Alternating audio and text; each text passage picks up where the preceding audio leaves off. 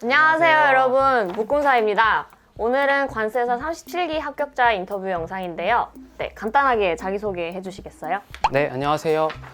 2020년 37회 관세사 시험에 합격한 최민호입니다. 반갑습니다. 저는 2018년 1월부터 2020년 9월까지 2년 반 넘게 공부를 했고요. 2018년 1월에 1차를 보고 2018년 2차를 다시 그 해에 보고 2019년에 2년차 유예로 2차만 보고 나서 2020년에 1차, 2차를 보고 합격을 했습니다. 그럼 3동차로 합격을 하신 거죠? 네, 맞습니다. 네. 혹시 1차랑 2차 어떻게 분배해서 공부하셨는지 한번 말씀해 주시겠어요? 우선 2018년 1월부터 공부를 했을 때는 1차에만 집중을 하고 그 다음에 1차를 합격하고 나서 2019년 6월 달까지는 2차를 공부를 했어요. 네. 그러고 나서 이제 거기서 이제 아쉽게 떨어지고 나서 3동차 때는 이제 1차와 2차를 같이 병행을 해야 됐었는데 1차 시험을 공부를 하면서 그 회계학에만 이제 4시간 정도 이제 시간을 할애했고요. 나머지 1차 과목에 있는 관세법 객관식이나 뭐 무형영어, 그 다음에 내국소비세법 같은 것도 다 객관식인데 내세법과 회계학만 그렇게 4시간을 할애하고 1차를 위한 관세법, 무형영어는 따로 공부를 하지 않고 2차에만 신경을 썼습니다. 네, 그럼 혹시 공부를 하시면서 이것만은 뭔가 자신 있다 하는 자신만의 공부 비법이 따로 있을까요? 네, 일단 관세사 시험은 뭐 암기가 일단은 되어야 합격을 할 수 있는 시험입니다. 그래서 제가 공부를 할 때 예를 들면 뭐 관세부가 제척 기간 같은 게 있으면 그 원칙이라는 게 있고 예외가 있어요. 그러면 점수를 다 온전히 높은 점수를 받기 위해서는 관세부가 제척 기간의 원칙과 예외를 다 서술을 해줘야 되는데 어떤 법령 같은 경우는 그 법의 조항이 너무 길다 보니까 문장도 길어요. 네. 그렇다 보면은 이제 원칙을 쓰고 예외까지 써줘야 되는데 그 암기를 할 때 보면 원칙만 쓰게 됐었어요. 제 처음에. 그래서 그 부분이 너무 힘들어서 원칙을 쓰고 나서 거기 옆에다가 목차를 넣을 때 옆에다가 세모 표시를 이렇게 했어요. 그래서 예외 조항을 이제 뭐 다만으로 시작하면서 예외 조항이 이제 시작이 되잖아요. 그렇죠. 그때 예외 조항을 꼭 빠뜨리지 않기 위해서 세모 표시를 하면서 암기를 했고요.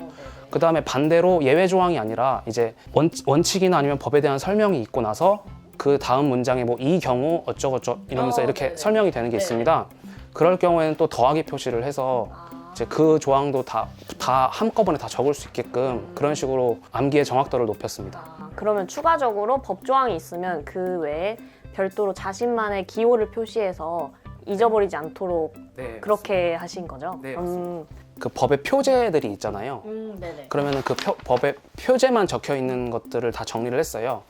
그래서 뭐 관세법뿐만 아니라 뭐 다른 대외무역법이나 외국환거래법 같은 경우에도 그렇게 표제를 만들어서 그 표제 옆에다가 목차를 이렇게 적었습니다. 그래서 법 표제 안에 목차를 적고 아까 말씀드렸던 뭐 세모 표시나 더하기 표시를 해서 예외 조항 뭐 아니면 그 부가 조항 같은 것들을 빼먹지 않도록 암기를 했고요. 그리고 법 표제 순서도 외우면서 장별로 공부를 하기도 하고 이렇게 좀 체계적으로 도식화해서 공부를 했습니다. 그걸로 좀 이렇게 효과를 보신 거고요. 네, 그렇게 해야 저는 회독수가 좀 빨라지더라고요. 이제 나중에 가면은 이제 회독을 많이 해야 될 때가 오는데 맞아요. 그때는 이제 그렇게 도식화해서 암기식을 만든 것들로만 이제 회독이 되게끔 그런 식으로 준비를 했습니다. 네, 그럼 혹시 과목별로 세세하게 어떻게 공부하셨는지 말씀해 주시겠어요? 네, 우선 관세법 같은 경우는 3단 법령집을 사용해서 이제 공부를 했습니다. 저도요. 네. 그런데 이제 거기에 법과 시행령과 시행규칙이 이렇게 있는데 이제 아까 말씀드렸던 그 목차들을 그러니까 법 표제 옆에다가 썼던 목차들을 그 3단 법령집의 왼쪽 여백이나 오른쪽 여백에 이제 목차들을 같이 나란히 적고요.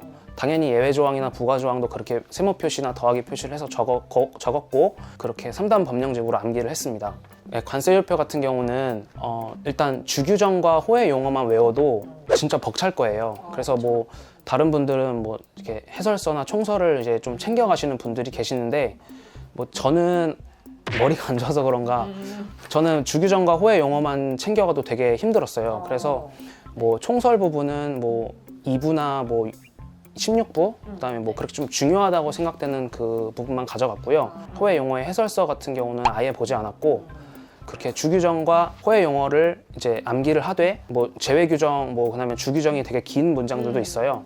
그 제외 규정도 암기식을 따고 주규정의 긴 문장들도 문장별로 암기식을 따고 뭐 그런 식으로 했고요. 호혜 용어도 암기식을 다 땄습니다. 그래서 나중에는 그냥 암기식만 보고 회독이 되게끔 했습니다.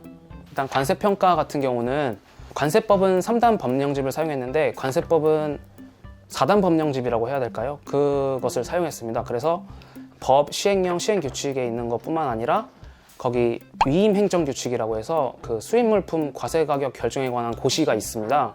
그래서 거기에 이제 굉장히 중요한 그 규정들이 많이 있어요. 그래서 그 부분은 암기를 꼭 해야 돼서 그렇게 4단으로 만들어서 암기를 했고요. 그 다음에 그 WTO 평가협정의 책을 이제 저는 2년차 유예 때 공부를 할 때는 그 책을 잘 활용을 못했어요. 사실 그게 이제 뭐 권고 의견, 예해, 해설 이렇게 있으면서 관세법 30조부터 35조까지 순서대로 되어 있는 게 아니라 좀 이렇게 뒤죽박죽 섞여 있잖아요. 그래서 그 걸맞는 주제들을 추려서 이제 단권화 작업을 그렇게 4단 법령집과 함께 했습니다.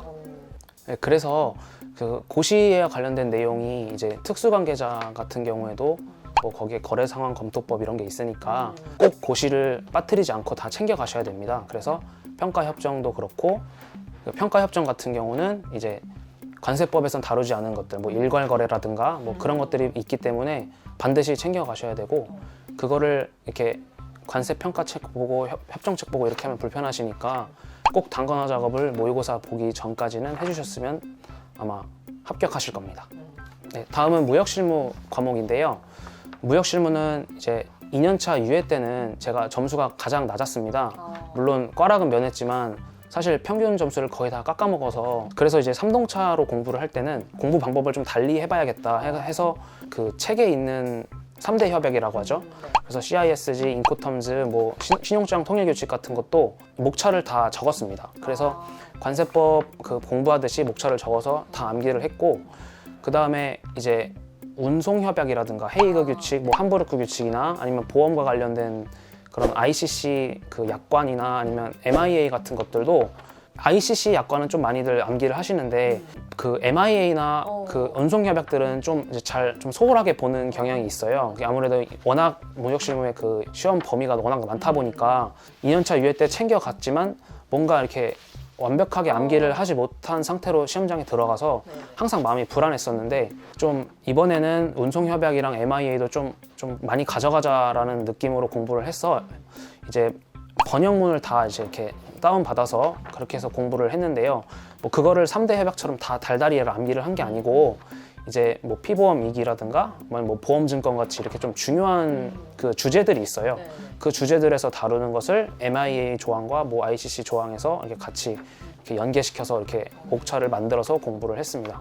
그래서 2년차 유예 때는 뭐 점수가 제일 낮았지만 3동차 때는 무역실무 과목의 점수가 제일 높았습니다.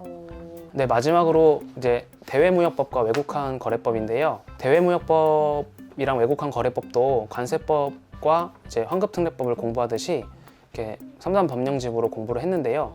사실 대외무역법과 외국환 거래법은 이게 시행 규칙이 이렇게 있다기보다는 그것도 이제 대외무역 관리 규정 그리고 외국환 거래 규정이 있는데 그것들이 이제 시험에 나오거든요. 그래서 뭐 시행 규칙처럼 그렇게 3단으로 만들어서 같이 공부를 했습니다. 이제 시험 전날과 시험 당일날 좀 제가 준비했던 것들이 있는데 일단 시험 전날에 공부가 되게 안 돼요. 되게 안 되고 시험 당일날에도 이제 그 긴장된 분위기 때문에도 그렇고 이제 뭐 여러 가지 상황 때문에 사실 그 과목별로 쉬는 시간이 있는데도 눈에 안 들어오거든요. 네, 그래서 저는 그 시험 당일날 어떤 거를 그 쉬는 시간에 보고 갈지를 다 정했습니다. 과목별로. 그래서 여러분들 사람마다 다 다르겠지만 이제 뭐 외우기 좀 힘들었거나 그 어렵다고 느꼈던 그 부분들을 이제 준비를 딱 정해서 갖고 갔고 그 30분 동안 딱 그것만 봤어요. 시험 전날에도 뭐 그것만 이렇게 정해서 보고 뭐 사실 그 부분이 나올 수도 있고 안 나올 수도 있는 거잖아요.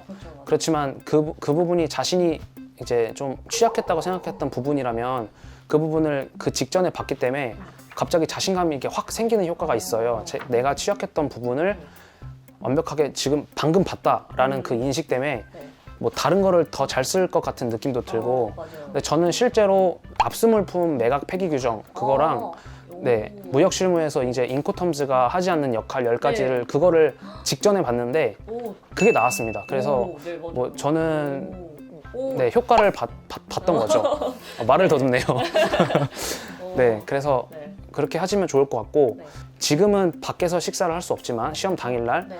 코로나 상황이 지나가면 혹시 밖에서 식사를 하게 되실 수도 있을 거예요. 근데 뭐 저 같은 경우는 그 밖에서 식사를 하는 것보다 아, 그냥 뭐 에너지바나 아니면 바나나 아니면 삶은 계란 같은 걸 챙겨 가셔서 그 점심 시간도 되게 소중하거든요. 맞아요. 그래서 그 시간에 뭐 관세 평가나 무역 실무를 봐야 되니까 뭐 굳이 나가서 드시지 마시고 오. 그렇게 간단하게 준비를 하셔서 네. 너무 배부르지 않게 또 속도 편안하게 시험을 응시하셔야 되니까 그 부분도 아마 많은 도움이 될 거라고 생각합니다. 네. 마지막 당부 말씀까지 저랑 정말 똑같습니다. 저도 점심시간에 간단하게만 챙겨가서 막 먹었던 기억이 나는데 네, 이 점 진짜 수험생분들도 잘 참고해 주셨으면 좋겠어요. 네. 네, 이상 최민호님의 합격 수기 인터뷰 영상이었고요. 다시 한번 진심으로 합격 축하드립니다. 네. 이상 영상 시청해 주셔서 감사드리고요. 여러분 안녕.